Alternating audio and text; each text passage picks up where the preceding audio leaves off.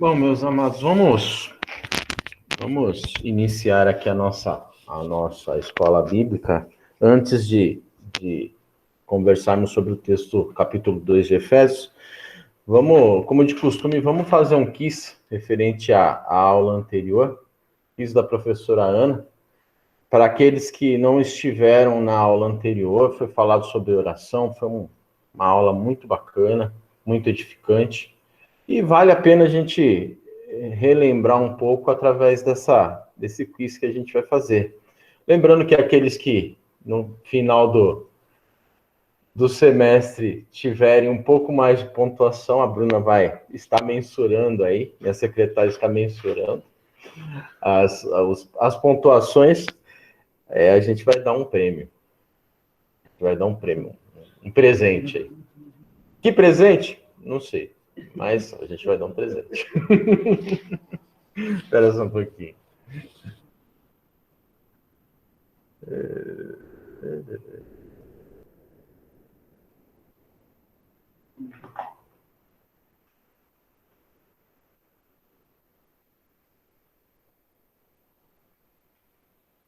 Certo? Espera aí que eu ainda estou tentando aqui. Aí, tá rodando.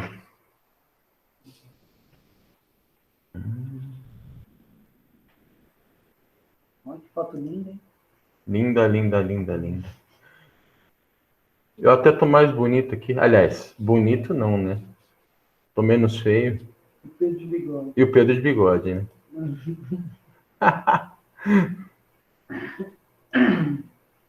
Vamos lá. Quiz da professora Ana Lúcia.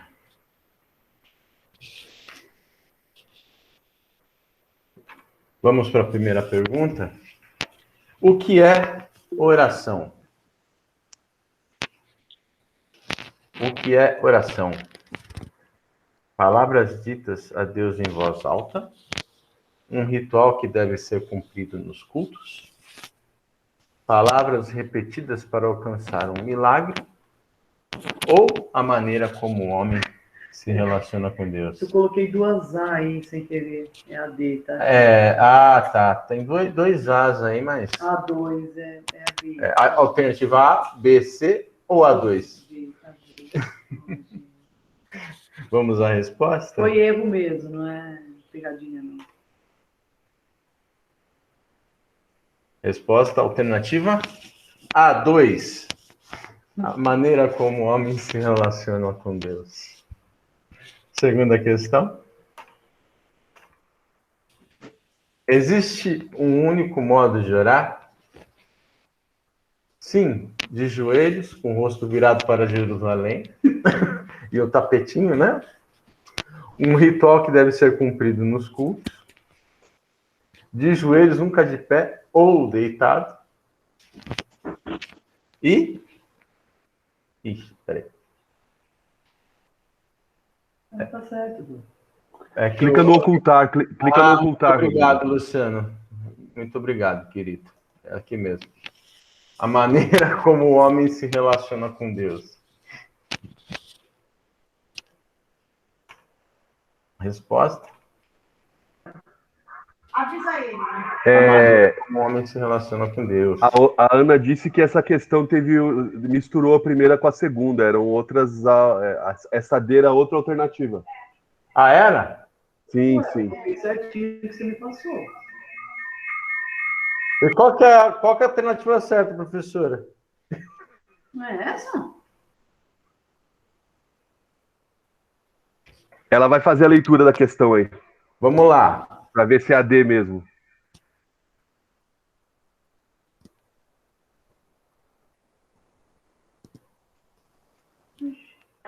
Mas eu tenho uma dúvida. Para que lado fica Jerusalém para fazer a oração certa aqui? É a B e a C. Assim. É a B e a C? Não. Um ritual?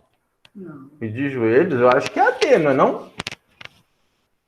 Ó, eu vou ler as alternativas. Muta, né?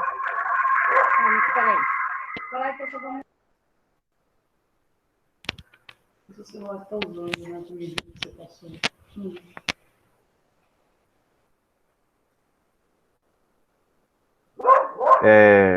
Vamos lá. A segunda pergunta fala assim, ó. Existe um único modo de orar? Letra A. Sim, de joelhos com o rosto virado para Jerusalém. Isso. B. De joelhos, nunca em pé ou deitado. C. Não há um jeito, mas é necessário um coração sincero diante de Deus.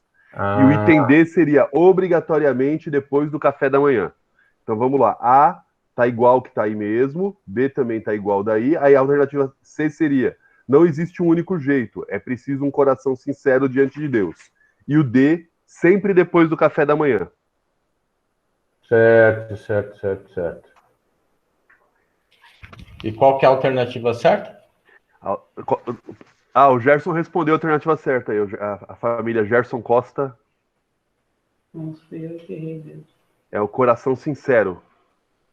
Coração sincero. Então tá, vamos à terceira questão. Nos corrija se estiver errado, tá, gente? Então não é a D, é um coração sincero. A Bíblia nos diz que Paulo não se cansava de orar. Colossenses 1:9. Baseado nessa afirmação, podemos dizer que é isso mesmo? Paulo orava porque sentia obrigado. B.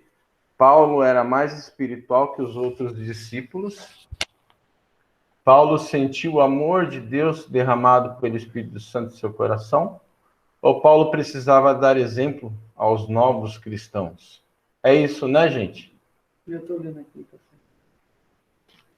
Qual que é a alternativa certa? Calma, que eu espero a pessoa responder.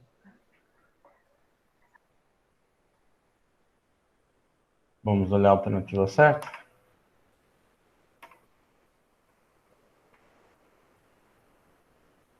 Paulo sentiu o amor de Deus derramado pelo Espírito Santo em seu coração. Amém, glória a Deus. A próxima questão. O que significa sabedoria e revelação na oração de Paulo? Efésios 1:17. A. Decorar provérbios e ter uma visão do céu. B. Decorar os mandamentos e falar em línguas. C. A cruz de Cristo, onde o amor de Deus é manifesto e falar em línguas. A cruz de Cristo, onde o amor de Deus é manifesto e uma nova visão de mundo e de seus valores. Qual que é a alternativa certa aí? Vamos ver.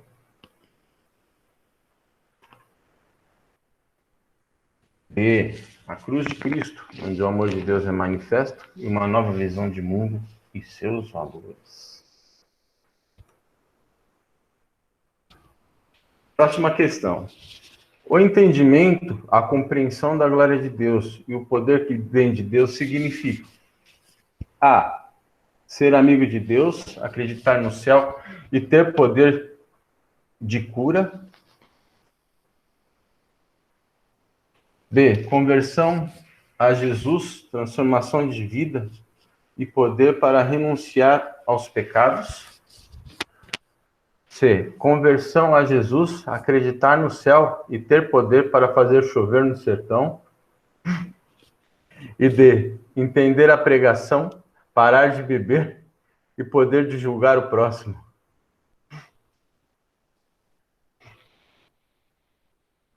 Qual que é a alternativa certa? B. Conversão a Jesus, transformação de vida e poder para renunciar aos pecados. Acabamos esse quiz. Desculpa os erros aí. Pedimos perdão pelos erros técnicos, mas o importante é que deu tudo certo. O Luciano e a Ana deram ajuda aí. E foi de grande valia. Então vamos para a nossa aula de hoje. Deixa eu só fechar aqui. Pegar minha minha aula de hoje, meu esboço de hoje.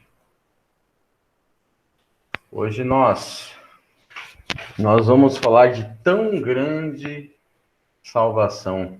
Capítulo 2 de Efésios. Essa imagem aí que a Bruna colocou aqui no slide reflete muito essa questão da salvação, porque só basta a gente estender a mão, né? Deus sempre está disposto a nos puxar do mar, puxar do fundo do oceano e não nos deixar morrer afogados como a nossa natureza humana realmente nos faz, nos afoga, né? Nos sufoca. Então, essa questão, esse texto 2 de Efésios, gente, me falou muito ao coração. Eu tenho que dizer que no decorrer da semana aí eu fui muito tocado, porque Deus faz com que a igreja nos faz compreender como é que funciona essa questão do plano de salvação dele. E o mais interessante de tudo é que, assim, é um plano completo. A salvação de Deus, a salvação que Deus nos concede é algo completo. O que mais me chamou a atenção foi isso, é que Deus, ele muda o nosso interior, muda o nosso ser, e também, partindo daí, ele muda o modo e o ambiente que estamos inseridos, né?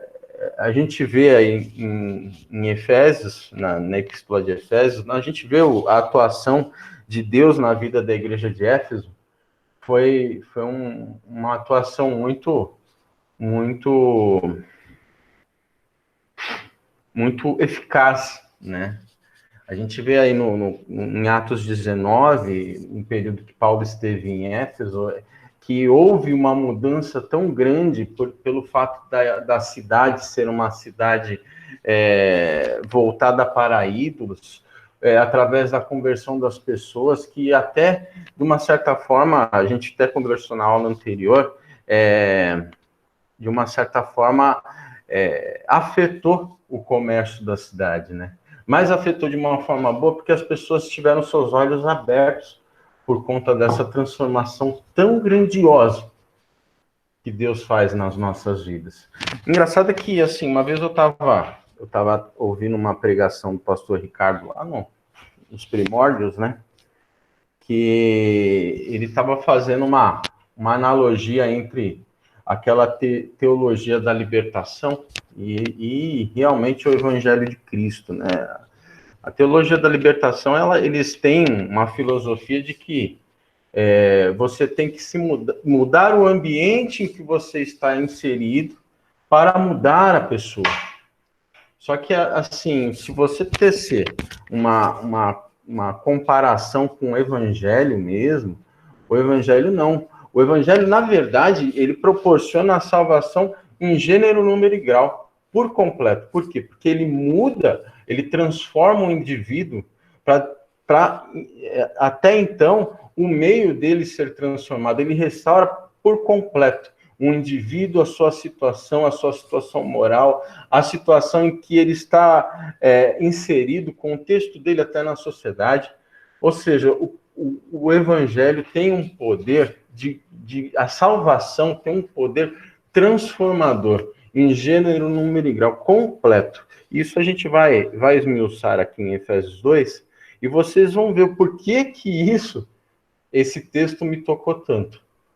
Por que esse texto é tão importante para todos nós? Não é só importante para a igreja de Éfeso, não era só importante para as igrejas da Ásia Menor, né? Levando em consideração aqueles de uma certa forma creem que essa carta pode ser uma carta circular, mas é importante para todos nós, no contexto em que estamos inseridos, tá? Na nossa situação cotidiana, na situação da igreja. Ou seja, é importante esse texto para que a gente compreenda como é que funciona a salvação de Deus. Muitos, inclusive, na igreja, tá, têm dúvida quanto a isso. Pessoas que são novos convertidos, pessoas que são novos de igreja, eles não entendem muitas vezes o conceito tão particular sobre a questão da morte de Cristo. O porquê que Cristo morreu por nós. Entendeu? O porquê que Cristo morreu no nosso lugar. Então, esse texto de Efésios, ele se divide em algumas partes. Vamos dar uma olhada nas partes em que ele está dividido. Ele se divide dessa forma aqui que eu estou apresentando para vocês. Paulo, para ele apresentar o que Deus fez e a forma e o final dessa feitura de Deus para chegarmos à situação em que nós estamos, após sermos convertidos com essa mudança toda, ele apresenta à igreja a forma que o ser humano está, a sua forma que ele está, a sua forma pecaminosa, a sua forma corruptível, né? Antes de apresentar aquilo que Deus faz e a forma como ficamos. Então, esse texto ele se divide da seguinte forma: como éramos, tá? Versículo de 1 a 3. O que Deus fez na nossa vida, versículo de 4 a 10. E como ficamos, tá? Versículo de 11 a 22. Tá? É uma forma mais lúdica que eu arranjei de poder esmiuçar isso daí. Tá? Então, vamos ler o texto de parte em parte, para a gente poder analisar e conversar um pouco melhor sobre isso. Aqueles que quiserem, de uma certa forma, tecer algum comentário, incluir alguma coisa, alguma ideia, tá? Por favor, pode levantar a mão. Fiquem à vontade, tá? Então, vamos começar? Como éramos? Versículo 1 a 3, de Efésios 2, versículo 1 a 3. Eu vou ler aqui para vocês. Ele lhes deu vida quando vocês estavam mortos em suas transgressões, nos quais vocês andaram noutro tempo, segundo o curso deste mundo, segundo o príncipe da potestade do ar, do espírito que agora atua nos filhos da desobediência. Entre eles, também nós todos andamos no passado, segundo as inclinações da nossa carne, fazendo a vontade da carne e dos pensamentos. E éramos, por natureza, filhos da ira, como também os demais. Paulo nos apresenta, tá, a forma em que nos encontramos agora.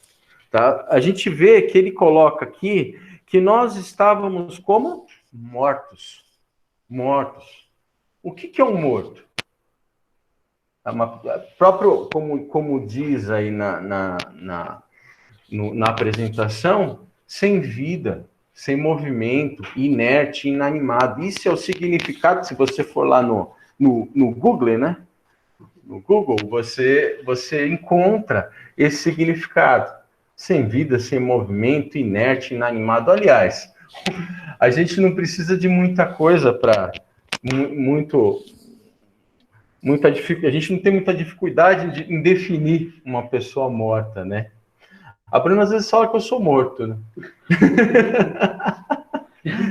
Mas, enfim, nós não temos essa dificuldade. Então, sem vida, sem movimento, inerte, inanimado.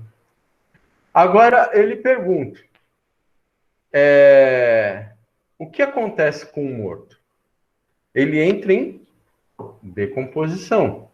A gente vê, assim, a carne, né? A pessoa perde a vida, ele entra em decomposição. Agora, eles perguntam uma coisa. Essa decomposição, quando você pensa em morto, você pensa em decomposição, você pensa só na carne, né? Só que se você pensar mais a fundo, se você analisar, até tomando como medida aqueles que já se foram, tá? Você percebe que a decomposição da pessoa não é só na carne. Não é só na carne. Então, nós temos aqui um ponto. A decomposição da pessoa, é no corpo, que é na carne, como eu falei. A personalidade da pessoa já não existe mais. A personalidade da pessoa já não existe mais. Muitas vezes fica só na lembrança e muitas vezes também cai até no esquecimento, né? Quando a gente fala de uma forma mais popular, a gente costuma falar, quando uma pessoa perde um ente querido, a gente costuma falar, vamos deixar que o tempo se encarregue de curar todas as feridas. Tá? Significa que a falta da pessoa vai acabar sendo suprida por um certo bálsamo, por uma certa questão que o tempo vai curar. Entendeu? Então, quando você fala de um morto, não é só o corpo, mas sim a personalidade. E muitas vezes até caímos no esquecimento. Tá? Essa questão da palavra morto é muito forte quando dita aqui no versículo 2. Tá? A primeira situação que Paulo usa, nos compara, é a morte. Tá? A pessoa sem vida. A gente perde o nosso brilho de viver. Tá? A segunda situação é que Paulo nos compara a escravos no versículo 2. No versículo 2 diz assim: nos quais vocês, no outro tempo, segundo o curso desse mundo, segundo o príncipe da potestade do ar e do espírito que agora atua nos filhos da desobediência. O que a gente pode analisar aqui? Quando a gente fala segundo o curso deste mundo, tá? Paulo faz muita ele tramita muita analogia sobre a questão dos escravos naquela época, né? Daquelas hordas de pessoas que eram muitas vezes escravizadas quando havia uma guerra, quando um país dominava o outro, e costumavam fazer as pessoas de escravo. E muitas vezes a gente se caminhava nos desfiles pós-guerra, né? Eles faziam os desfiles e colocavam essas pessoas com grilhões, com algemas, e elas eram, de uma certa forma, escravizadas. Tá? E dessa forma que Paulo está colocando, é como se nós estivéssemos escravizados antes de conhecer a Cristo. Porque realmente nós estávamos escravizados antes de conhecer a Cristo. Tá? Segundo quem? Segundo o príncipe da potestade do ar. Quando você fala príncipe da potestade do ar, tá? Ou seja, é a referência que Paulo faz ao inimigo, a Satanás. Tá? Esse negócio de príncipe da potestade do ar, ele coloca, tá? Até fazendo uma analogia com essa questão, sobre a questão de Satanás, ele está presente, assim como há, em todos os lugares. O mundo jaz maligno. O mundo jaz com jaz dentro da atuação do inimigo em nossas vidas, né? Eu estava olhando outro dia no Facebook, aí foi postado no Face dizendo assim, o diabo usa farda. Foi até um Face bem polêmico, né? Realmente, eu não duvido. O diabo ele permuta na polícia, ele permuta na igreja, ele permuta em qualquer instituição desse mundo. Então, ele está em constante atuação, entendeu? Escravizando as pessoas, fazendo com que os filhos, os servos de Deus caiam, entendeu? Então, quando Paulo fala sobre o príncipe da potestade do ar, é sobre isso. Tá? Então, Paulo está falando que nós estávamos como mortos, tá? Estávamos manipulados pelo inimigo, tá? E como é que ele nos manipula? É muito interessante essa parte aqui. Versículo 3, através da das inclinações da nossa carne. Através das inclinações da nossa carne. Lá no... Até vale a gente voltar lá em Gênesis 3:3 para a gente entender essa questão de estarmos como mortos e estarmos manipulados pela carne. Se alguém puder ler Gênesis 3:3.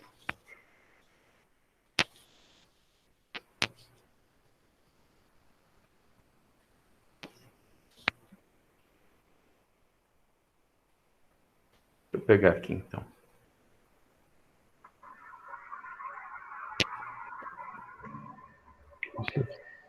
Não, Luciano.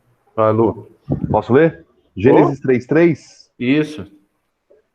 É só do fruto da árvore que está no meio do jardim que não podemos comer. Deus disse: não comam e nem sequer toquem no fruto daquela árvore, se o fizerem, morrerão. Olha aí, É obrigado, isso? amor. É isso mesmo. É isso mesmo. Quando Paulo fala da morte, tá, e fala dessa questão da escravidão, ela nos volta, nos remete à questão desse período de Gênesis, tá? O que o homem fez? O homem comeu, né? O homem comeu. E você vê como o inimigo é astuto, né? O homem comeu e o homem morreu. Morreu. E morreu espiritualmente. Ele morreu, ele se afastou, essa atitude dele fez com que ele se afastasse de Deus. E o mais interessante de tudo é que, às vezes, a gente pensa nessa questão. O pessoal tem um pensamento, o pessoal do meio secular, né, que não conhece a Cristo, de que Deus é um ser punitivo, né? Ele quer cada vez mais que a gente viva de acordo com o que ele acha que é certo.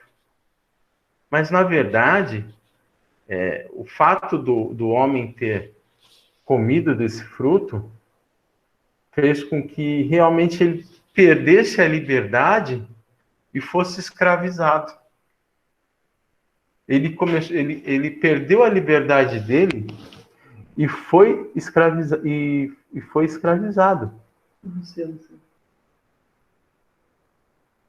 Entendeu? Essa que é a questão da coisa. Entendeu? E com isso nos tornamos o quê?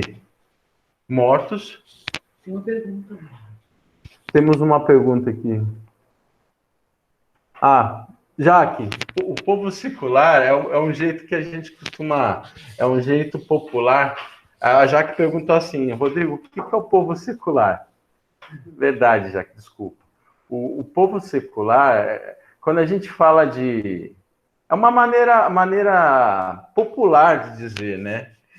Que a gente tem uma vida... existe uma vida secular, aqueles que não conhecem a Cristo não têm uma vida litúrgica, não têm uma vida voltada para fazer a vontade de Deus. Ou seja, se você não conhece a Cristo, você vive conforme a vontade desses séculos. Você vive de acordo com a maré.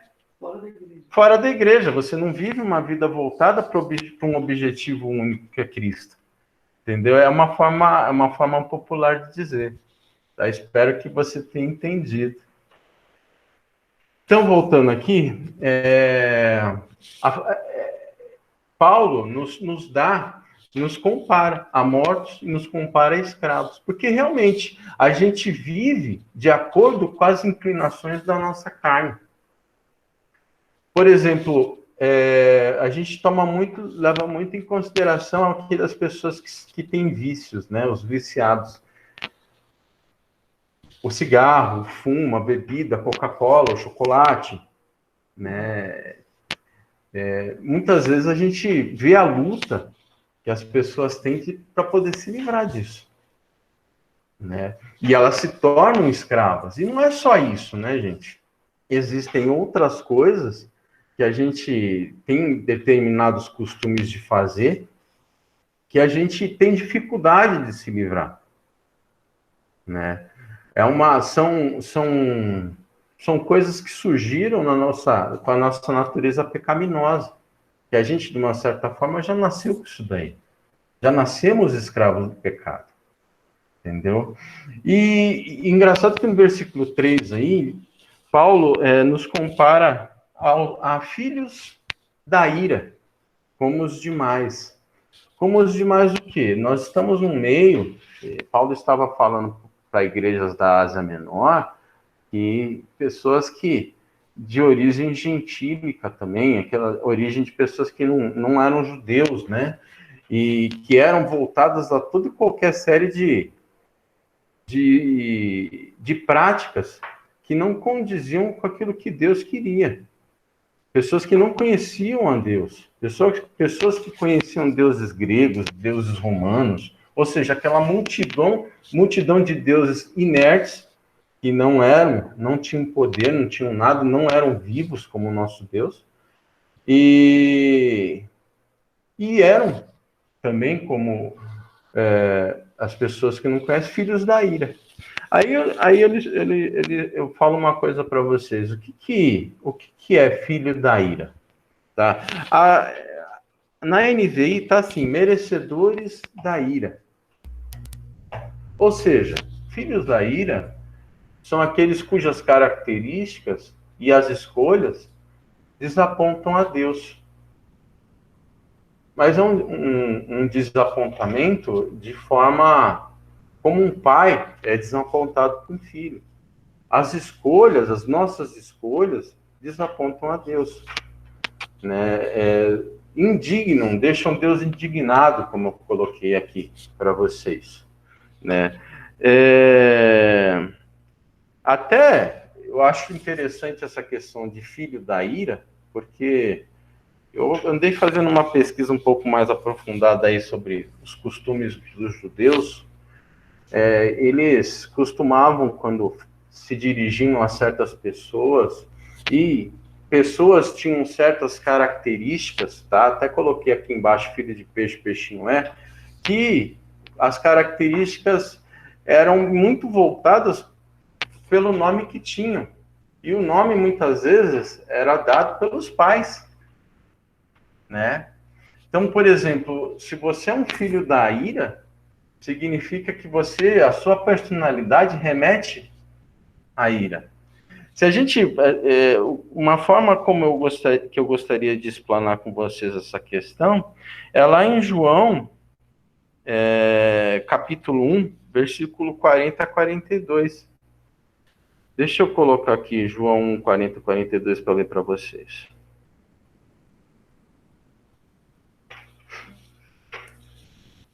Aqui remota o encontro de Pedro e André com Cristo. Fala assim: André, o irmão de Simão Pedro, era um dos que tinham ouvido o testemunho de João e seguido Jesus.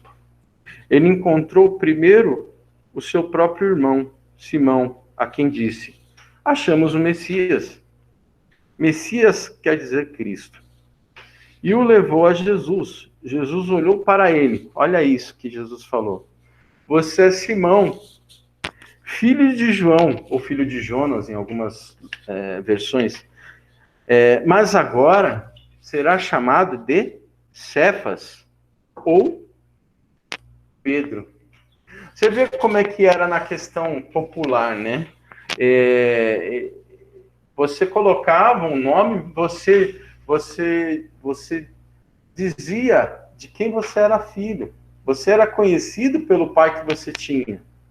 Mas sabe o que é mais interessante nisso daí? É que depois que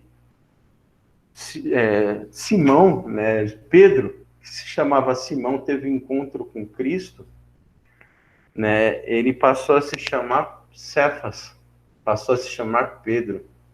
Simão, se você olhar a tradução disso, né, o significado de Simão é vara mole, ou seja, alguém que pode ser levado e envergado da forma como bem os outros entenderem fazer. Só que ao encontrar com Cristo, Cristo chamou o quê? De Pedro, significa pedra, né? Significa algo mais duro, mais forte, né?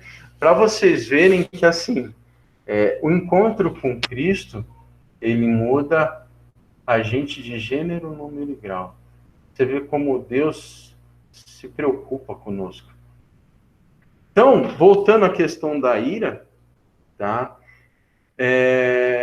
Paulo nos compara a filhos da ira. Paulo diz que as nossas atitudes, tá, desagradam a Deus, desapontam a Deus, provocam a ira de Deus. Então, a nossa situação antes de conhecer a Cristo, antes de nos convertermos, é essa. Como mortos, lembrando que os mortos são levados da forma que os outros bem entenderem, né? Que a gente ande. Nós somos escravos e somos usados como trunfo por Satanás, e Satanás nos escraviza, nos dando aquilo que a nossa carne mais deseja, tá? Nos mantendo prisioneiros da nossa própria iniquidade, daquilo que a nossa carne mais deseja, nos mantendo cada vez mais viciados, né? Viciados, diga-se de passagem. Então, a nossa situação era essa. Agora, quando nós conhecemos a Cristo, como é que se torna a nossa situação? Como é que é feito? O que Deus fez na nossa vida através de Cristo? Então vamos dar uma olhada a partir aí do versículo 4 a 10. Vamos começar com o versículo 4 aqui. Olha só que legal.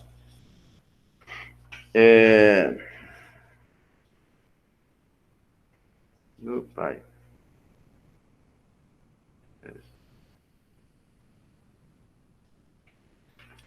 Diz assim, versículo 4. Mas Deus, sendo rico em misericórdia, por causa do grande amor que nos amou, vamos começar aí.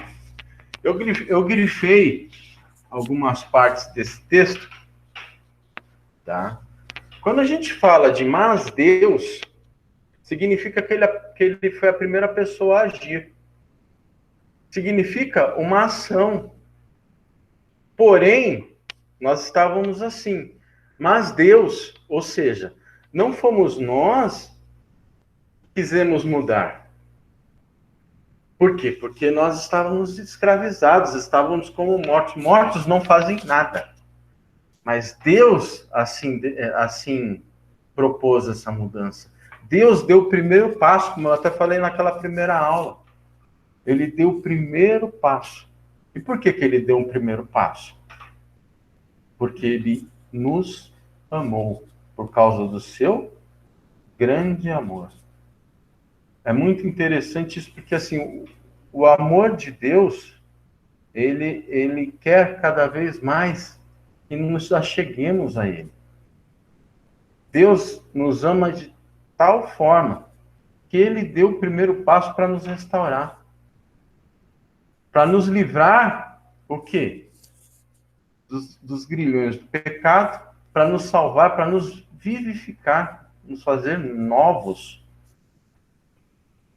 Tá? Então, Deus, sendo rico em misericórdia, por causa do grande amor que nos amou, continuando aqui, e estando nós mortos, no versículo 5, em nossas transgressões, nos deu vida juntamente com Cristo. Isso daí é muito interessante. Quando a gente fala de juntamente com Cristo,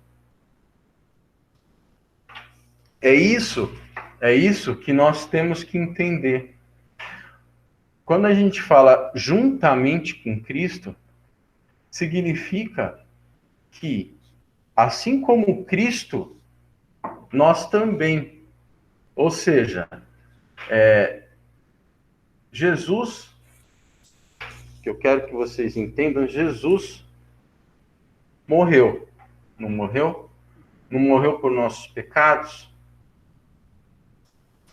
Para que você saísse da situação em que você estava, de filho da ira, tá? Em que você não tinha uma saída, em que você tinha uma paternidade, você era reconhecido de tal forma.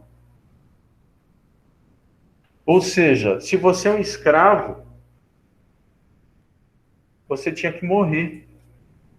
Morrer e renascer. Uma nova pessoa.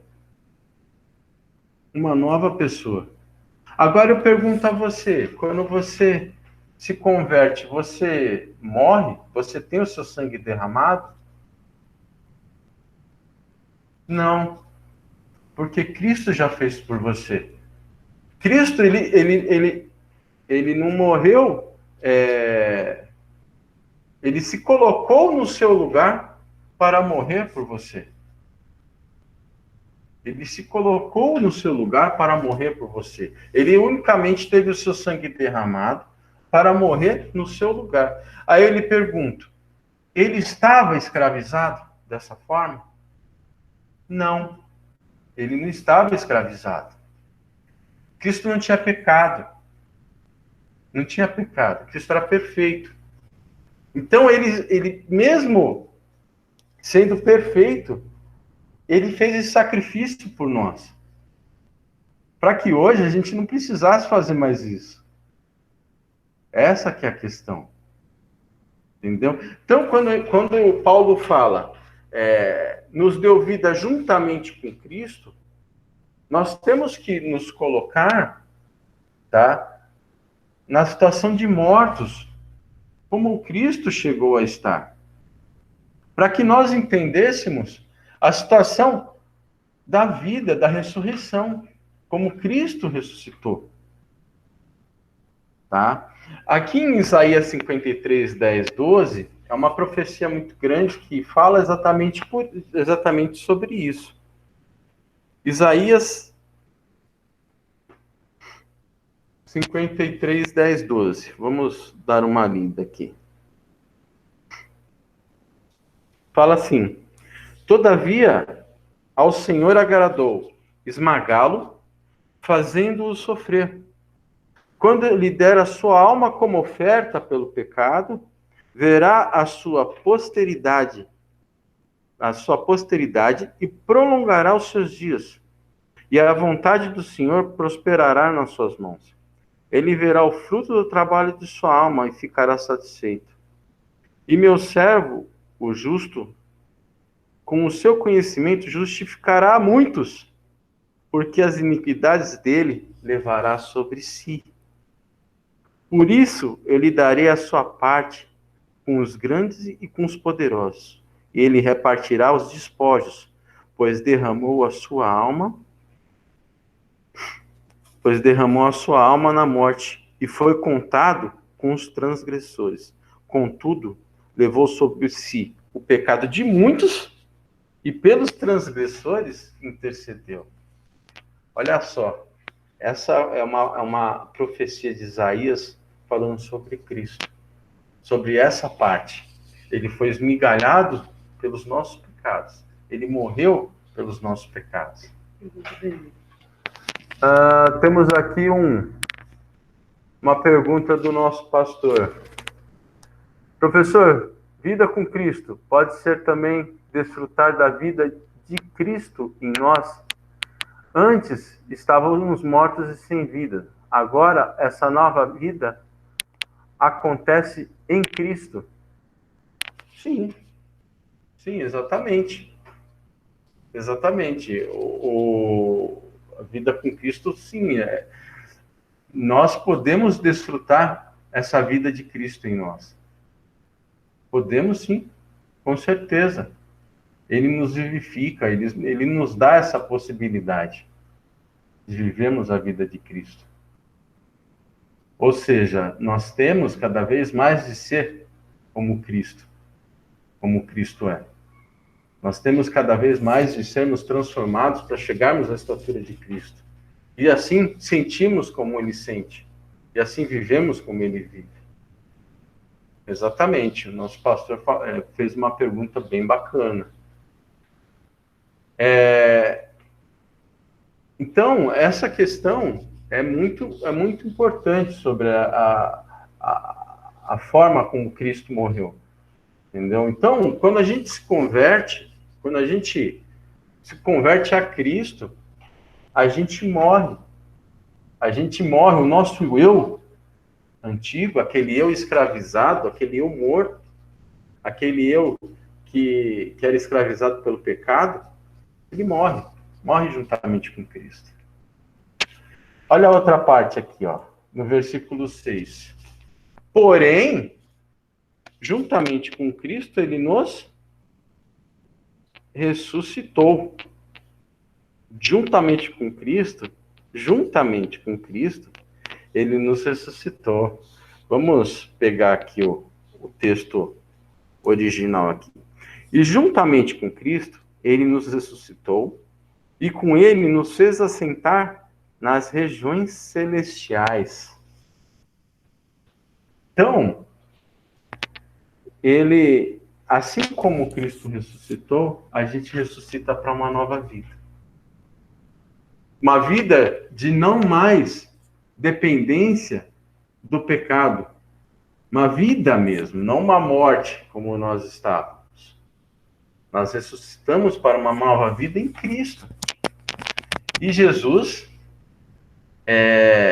vive em nós. Então, como ressuscitamos para uma nova vida em Cristo, a gente cada vez mais, a nossa tendência, o que nós temos que fazer é ser como Cristo. Ser como Cristo. Viver como Cristo e desfrutar dessa vida nele, essa liberdade. Nós temos agora escolha. Então, lá no início, quando eu falei de Gênesis, nós tínhamos essa liberdade. Deus nos deu essa liberdade. Só que nós matamos ela através da nossa desobediência. Ana, você quer falar? Sempre, teacher. Sempre falar, né? Assim, amando muito o que você está falando, porque essa consciência que nós temos depois que nós recebemos a Cristo é libertador, né? Você está lendo o texto de que nós éramos escravos, mas às vezes é muito difícil essa compreensão, né? Escravo do quê? Por que eu era escravo? Né? A gente não só consegue entender isso quando você recebe a Jesus mesmo, você percebe. Eu acho que essa libertação é a consciência do pecado, né? Uhum. Nós não achamos que nós somos escravos porque nós não somos conscientes dessa separação que foi feita lá no Éden. Sim. Né? Quando você lê essa ira de Deus, as pessoas podem pensar assim, por que Deus está irado comigo? Eu não fiz nada para Deus. Exato. Né? Por que ele está com raiva de mim? Eu nem nunca fiz nada para Deus. A pessoa não tem consciência. E quando você entende essa libertação em Cristo, essa salvação em Cristo, você recebe a consciência de que você vivia separado de Deus. Não é que você matava, roubava, as pessoas falam, nunca matei, nunca roubei, não tenho nada contra Deus. Não é essa a questão. A questão é que nós vivemos separados de Deus, desde o Éden. Né? Essa ira, ela abrangeu toda a humanidade. Você é descendência de Adão e Eva? Então a ira de Deus está sobre você. Só se você fosse filho de um ET, de algum outro ser aí interplanetário. Mas se você é descendência de Adão e Eva, sim, a ira de Deus está sobre você. E é maravilhoso isso que você está falando, essa consciência de que nós temos uma nova vida em Cristo. Deus nos religou novamente a Ele.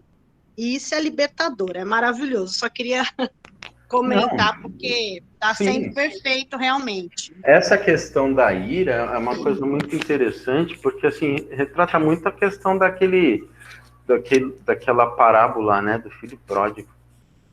O pai deu oportunidade, o filho saiu, pediu a parte de herança, foi gastar da forma como bem lhe convém, mas esse pai ainda continuou amando esse filho. E continuou Exatamente. aguardando, como aquela música do Stênio, né, fim de tarde no portão o filho voltar. Exatamente. Essa nova vida em Cristo, na verdade, é uma transformação não só da pessoa, né? Não é que a gente aceita Jesus e para de cometer pecado, deixamos Não. de ser pecadores, não. A diferença é que agora nós temos uma nova comunhão com Deus, e isso transforma toda a nossa vida, né? Sim. Transforma a maneira como nós enxergamos Deus e como nós nos enxergamos também. E enxergamos a humanidade, né? Como o pastor também colocou aí. Exato. O poder de Deus está sobre toda a humanidade, né? O controle dele sobre tudo. Exatamente.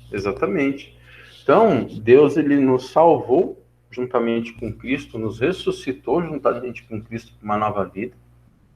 E aqui no versículo 6 mesmo, ele fala assim, e com ele nos fez assentar nas regiões celestiais em Cristo Jesus. E ainda no versículo 7, Deus fez isso para mostrar nos tempos vindouros a suprema riqueza da sua graça, em bondade para conosco em Cristo Jesus. Ele não só nos libertou do pecado, tá? Nos libertou da escravidão, nos deu uma nova vida em Cristo, mas ele nos tirou de condição de escravo por uma nova vida para compartilhar como, teoricamente, reis. Porque somos co-herdeiros de tudo isso. Entendeu? Ele nos fez assentar juntamente com Cristo, como diz aqui no versículo 6, e com ele nos fez assentar nas regiões celestiais em Cristo. Entendeu? Então, ele muda a nossa perspectiva. Ele muda completamente a nossa perspectiva. E vocês vão ver que no decorrer do texto, essa mudança de perspectiva culmina numa mudança geral na sociedade também. No nosso contexto de vida atual. Essa que é a questão. Entendeu? Agora, eis a questão. Versículo 8 e 9. Eu achei muito interessante isso. Até a Ana acabou de falar nessa colocação dela sobre a questão da pessoa ter o senso, não ter o senso de estar fazendo ou não fazendo a vontade de Deus. Por que Deus está irado? Por que Deus não está irado? Olha só o versículo 8 e 9. Porque pela graça vocês são salvos, mediante a fé. E isto não vem de vós, é dom de Deus, não de obras para que ninguém se glorie. Me lembra até aquela música do Paulo Baruch, né? Da graça, né? Essa parte daí eu acho muito legal. O que quer dizer isso? Porque pela graça, eu até coloquei em algumas cores aí, tá? Para a gente poder explicar um pouco melhor. A graça é o que é? Um favor imerecido. Nós não temos merecimento de nada que fazemos. Esse contexto aí, ele culmina muito na questão social da época, tá? Que eu presumo, assim, que Paulo, por ser um cara catedrático, ser um cara estudioso, ser um cara que Deus concedeu toda essa inteligência para que ele esmiuçasse de uma forma legal e lúdica, e as pessoas compreendessem mais e contextualizassem com a situação que eles estavam vivendo, ele colocou muito essa questão, tanto da cidade de Éfeso quanto das igrejas da Ásia Menor, por eles serem, como até falei anteriormente, um povo idólatra, tá? Por eles serem um povo idólatra. E também levando em consideração os judaizantes, por eles também serem um povo que tinham o costume de seguir as leis e os mandamentos. Quando a gente fala da cidade de Éfeso, que a maioria era gentil, ou seja, eram pessoas que criam nesses deuses, nessa miscelânea de deuses que continham o panteão judaico, o panteão romano ou panteão grego, tá? Eles tinham suas práticas.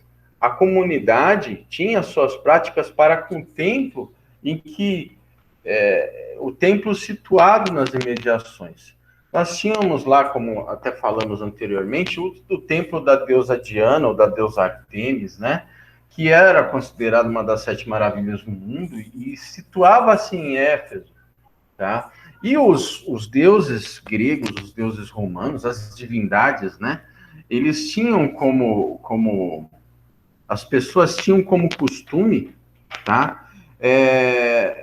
Dar alguma coisa em troca, dar alguma oferenda, ou até oferecer-se em troca de um favor ou de algo que essa divindade pudesse dar, que o templo pudesse fornecer, tá? Tanto é que tínhamos lá na época as 1000 prostitutas que ficavam no templo da deusa Diana, que realmente davam-se em troca de determinados favores, entendeu? Ou seja, eles pegavam algo que eles faziam, alguma obra feita, para que obtivessem um certo favor, uma certa graça desse Deus morto. Entendeu? E também os judaizantes tinham uma certa prática que também foi conotado ao povo de Israel, que era a guarda você guardar e você praticar a lei e os mandamentos de acordo com o que você fazia. E você, de uma certa forma, se colocava num papel como detentor do mérito de ter concluído alguma coisa. Entendeu? Então, Paulo ele faz a questão de frisar no versículo 8 e 9 essa questão da graça. Que esse novo reino, essa salvação, não há nada que você possa fazer para que você tenha. Mas Deus te dá isso daí. E essa salvação, ela é dada através do quê? Qual que é a ferramenta para você obter essa salvação? Mediante a fé. Aí eu lhe pergunto, é aquilo até que a Ana até comentou sobre essa questão da pessoa saber ou não deixar de saber, tá? Como é que você tem fé? A fé é alguma coisa que você mesmo tem? Ou é uma ação de Deus através de você? Vamos lá, até coloquei aqui na apresentação Romanos 10, 17. Alguém pode ler Romanos 10, 17 aí para mim? Romanos 10, 17. E assim a fé vem pela pregação, e a pregação pela palavra de Cristo. É isso aí. A fé, obrigado pela leitura, a fé vem por você ouvir, e ouvir a palavra de Deus.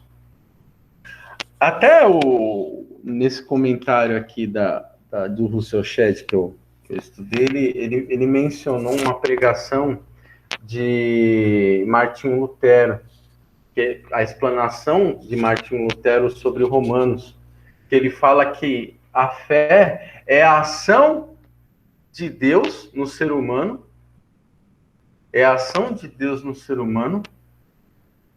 para que suplique ao próprio Deus sobre a sua salvação. Ou seja, nem isso o homem faz. Nem isso o homem faz. É a ação de Deus no ser humano. através do Evangelho, através do ouvir a palavra de Deus.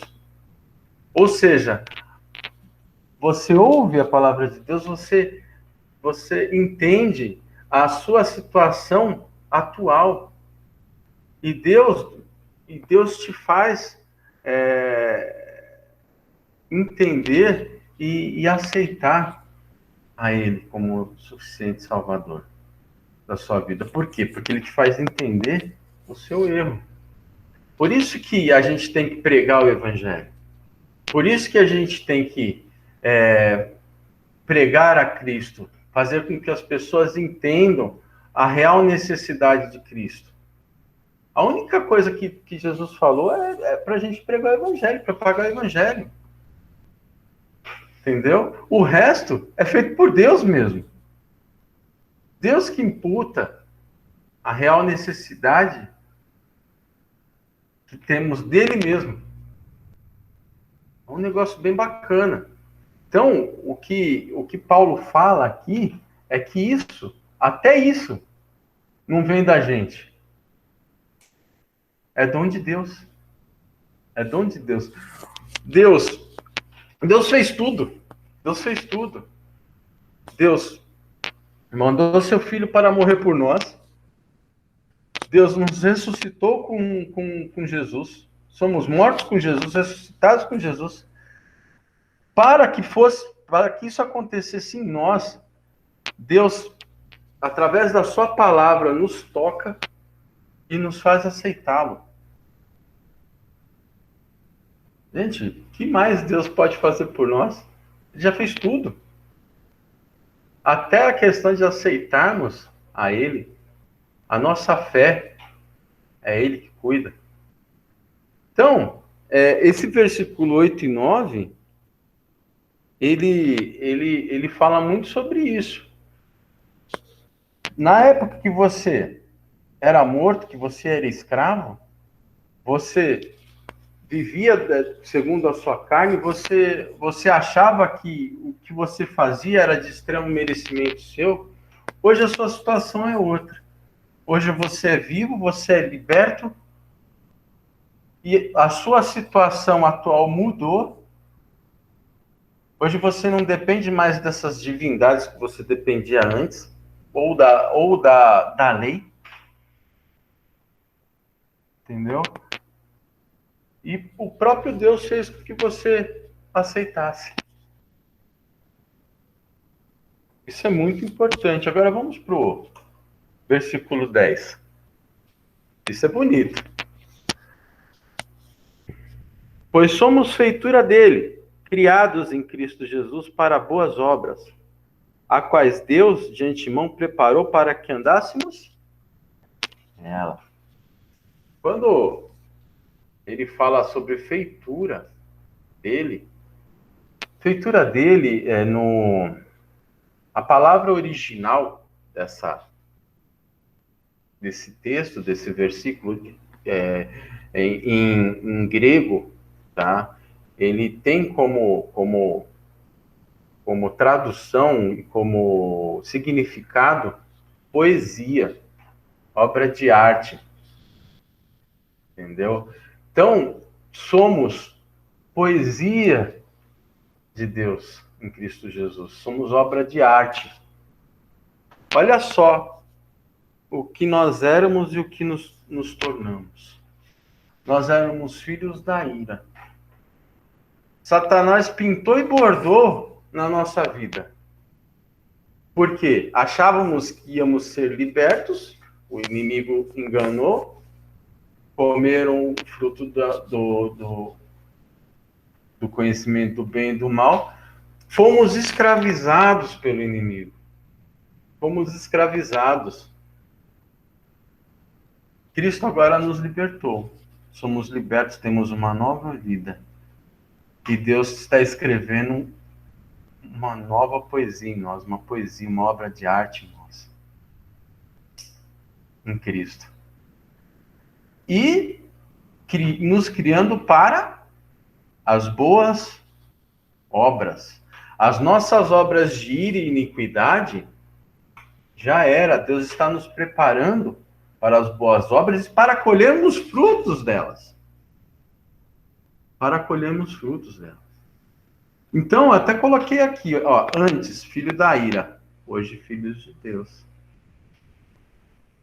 Então, Paulo está fazendo com que a igreja compreenda aonde ela está situada nisso tudo. O que ela era, o que Deus fez na vida dela.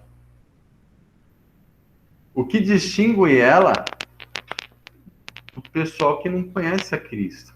E a necessidade que a igreja tem, que é imputada à igreja, de pregar a palavra.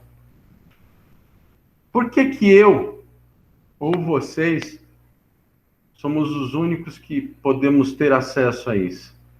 Se Deus concede acesso através de Cristo para que todos tenham. Para isso a gente tem que pregar o evangelho. Né? Para que Deus possa fazer essa nova criatura das pessoas que ainda não conhecem. Para que Deus possa fazer dos filhos da ira seus filhos também. Deus possa resgatá-los. Né? Esse é o versículo 10. Então, essa é a situação que Deus nos colocou. Agora, como ficamos? Como ficamos? Tá? Versículo 11 a 22. Eu não... tá, entendi o que eu estava fazendo aqui. 11 a 22. Agora, nós temos uma questão social muito grande, levada em consideração lá naquela época. Tá? Em que nós tínhamos o povo judeu e o povo gentil.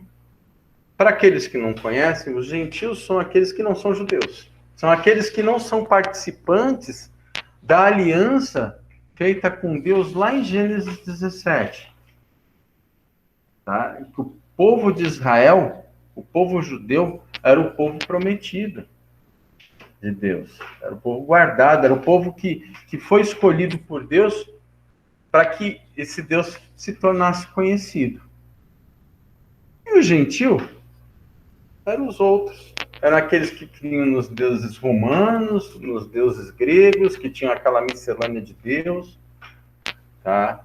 Como muitas vezes no nosso dia a dia isso acontece, né? Pode não ser Deus grego romano, mas também muita gente tem essa questão. Então, Cristo, o que ele fez? Ele juntou esses dois povos.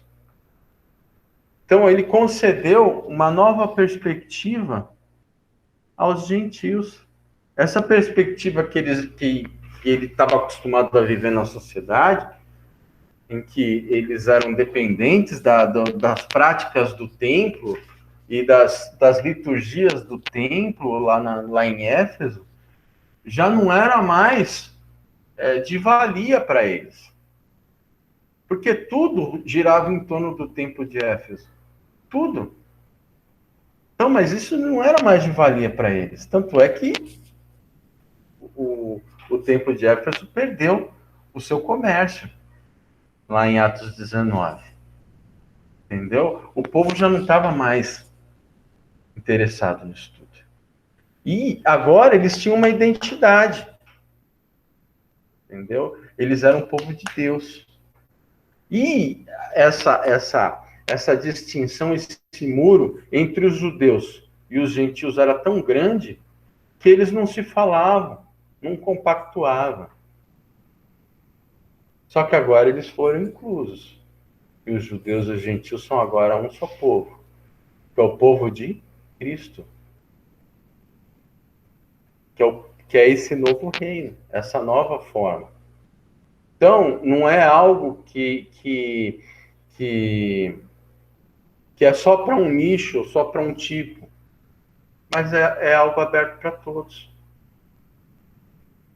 Todo aquele que aceitar Cristo é participante, independente de ser judeu, independente de ser gentil. Ele passa a ser co-cidadão do céu. Entendeu? Então vamos no versículo 11 a 18 aí. A primeira parte.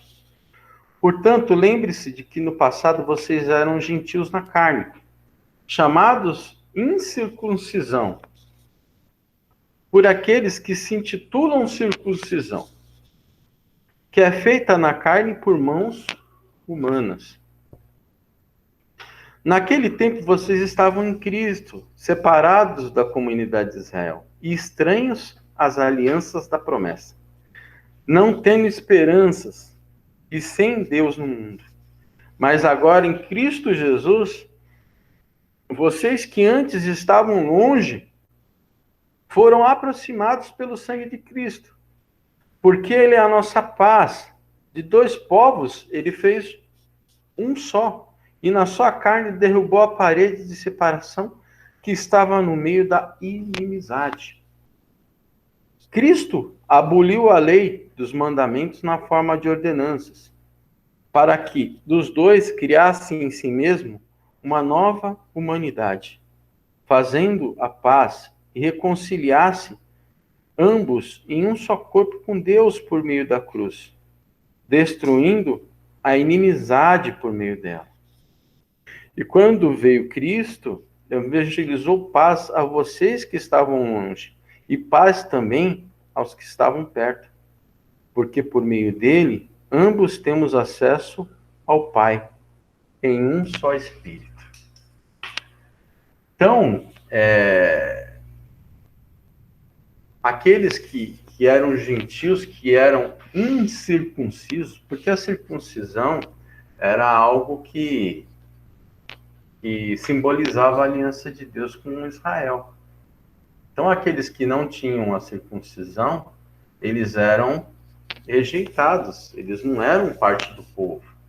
Tá? Isso está em Gênesis 17, 10, 14, que eu até coloquei aí. Tá? Mas agora, não é mais só o povo de Israel, é o povo de Deus, e os gentios estão inclusos. Agora, o que é o símbolo da aliança do povo com Deus? Está lá no capítulo 1. É o Espírito Santo, é o nosso penhor de salvação. Quando nós nos convertemos, recebemos o Espírito Santo, seja judeu, seja gentil, e ele é o nosso penhor de salvação. Ele é o símbolo da nossa aliança com Deus.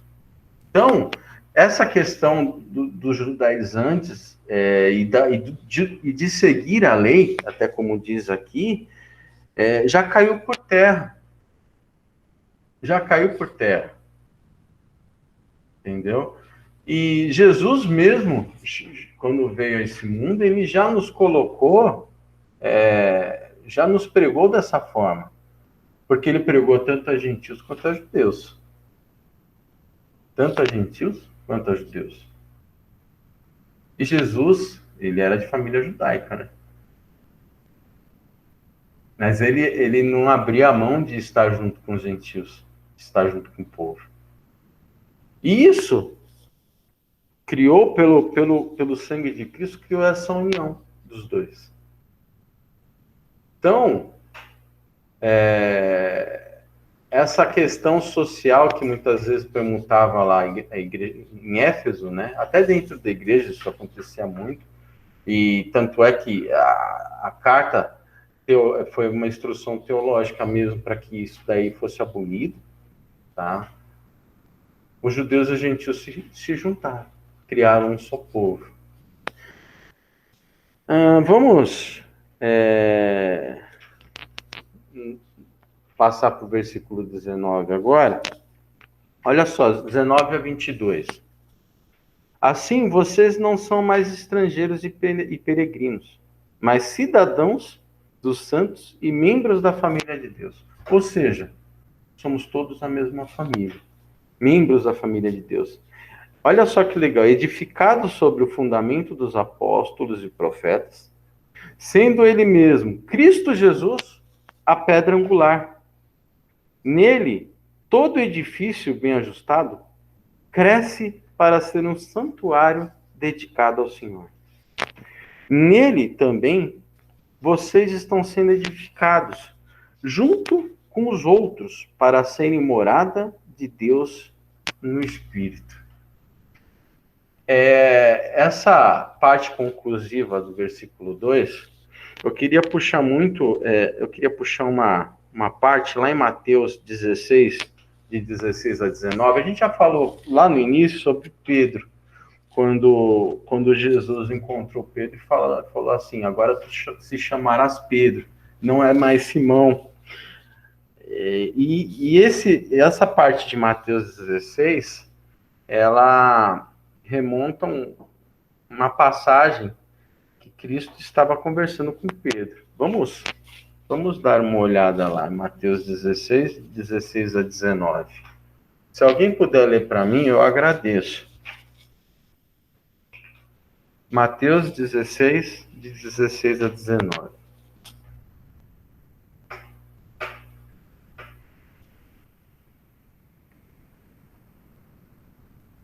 Bruna, você lê para mim?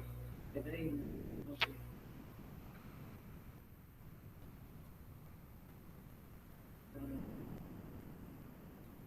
Mateus 16, né? Isso, de 16 a 19. Simão Pedro respondeu: Tu és o Cristo, o Filho do Deus vivo.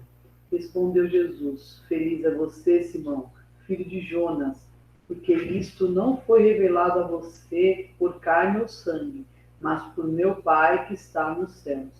E eu digo que você é Pedro, e sobre esta pedra edificarei a minha igreja, e as portas do Hades não poderão vencê-la. Olha aí. Obrigado, Bruna. Quando Pedro falou, tu és o Cristo, filho do Deus vivo, ele expressou uma verdade, a verdade que professamos. E ele nos comparou a rochas, né? E a gente pode até fazer uma alusão a essa parte do capítulo 2, que coloca um fundamento dado pelos apóstolos e profetas, e como se fosse um edifício, como se fosse uma obra. Isso nós vamos ver nesse próximo slide.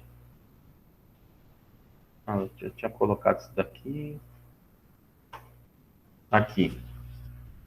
Vocês estão vendo esse fundamento aqui? Como é que funcionava na questão de uma construção antigamente? Antigamente você não tinha coluna, você não tinha alicerce, você tinha uma pedra principal, que era uma pedra que eles chamavam de pedra angular, para se construir uma casa, e você ia encaixando os tijolos e as pedras, tomando como única vertente essa pedra que foi colocada em primeiro lugar. Entendeu?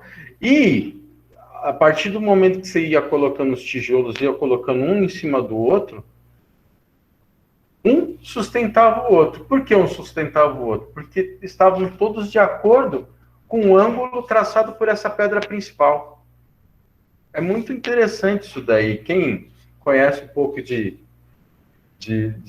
obra de pedreiro, de construção, de engenharia, sabe que essa parte, esse tipo de construção, era uma construção que durava muito. Se você olhar aqui, você tem até uma pirâmide, né? A pirâmide do Egito foi construída dessa forma. E dura até hoje, entendeu? Então, quando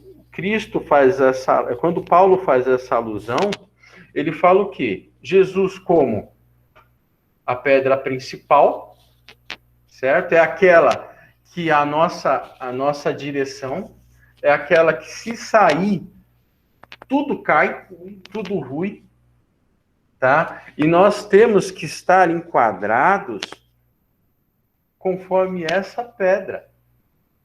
Conforme essa pedra. E o interessante é que, assim, uma pedra sustenta a outra. Uma pedra sustenta a outra.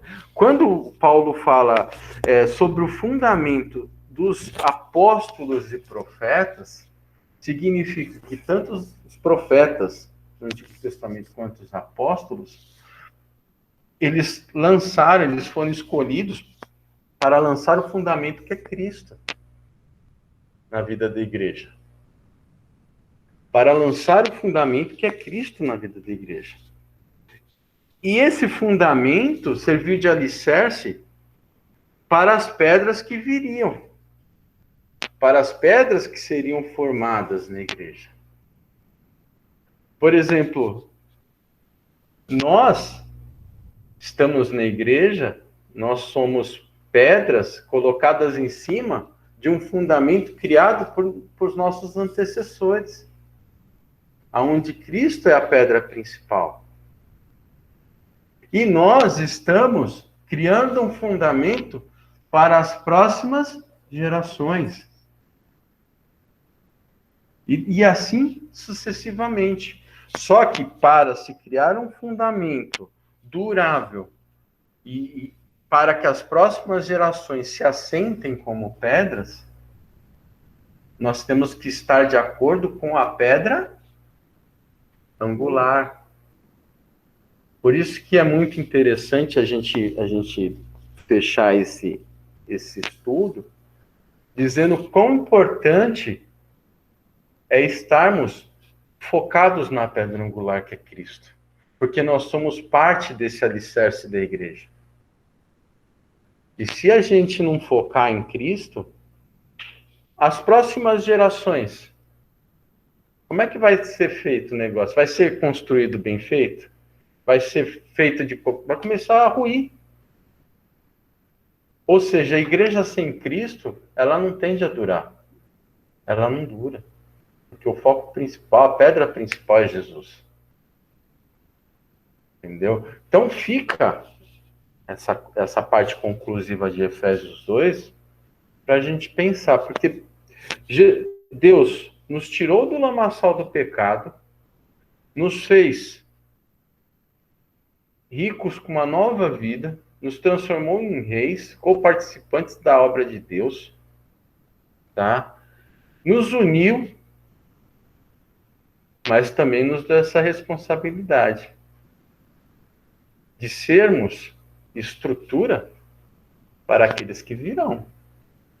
Assim como recebemos uma boa estrutura daqueles que foram o fundamento. Entendeu? E é nessa verdade que Pedro disse a Cristo que nós estamos enraizados. Que nós estamos enraizados, que a igreja perdura, que a igreja dura, que a igreja cada vez cresce. Tá? Então, vamos focar em Cristo. Tudo que formos fazer, tudo que for a nossa ação, nosso pensamento. Tem até aquela pulseirinha, acho que até o Sueli tem, né, Su? O que Jesus faria? Tenhamos como pedra angular exatamente Cristo. Seja na nossa liturgia, na nossa atitude para com o nosso irmão, na nossa atitude para com a sociedade. Sejamos como Cristo. Tá? Então, o que eu deixo nesse ensino, concatenando tudo isso daí, é essa maravilhosa obra da salvação. Essa maravilhosa obra da salvação. Tá? Que é tão importante e fundamental para este mundo. Então, que sejamos realmente como Cristo. Tenhamos Cristo como nossa pedra angular e realmente sejamos como Cristo. Esse mundo jaz no maligno, mas para que eles possam entender que jazem no maligno, nós temos que mostrar a nossa liberdade. Nós temos que mostrar o que é uma situação diferente da que eles estão vivendo. Amém? Se alguém tiver alguma coisa para complementar, fique à vontade. Tá? Eu encerro o meu estudo por aí. Tá? Então, encerrando, eu gostaria de orar com vocês. Para a gente encerrar esse estudo e agradecer a Deus por esse direcionamento que Ele nos deu. Mais uma vez podemos estudar a palavra, de mais uma vez absorvermos o que Deus tem para nossas vidas, e de termos a possibilidade de fazer isso em união, né? Juntos estarmos fazendo isso.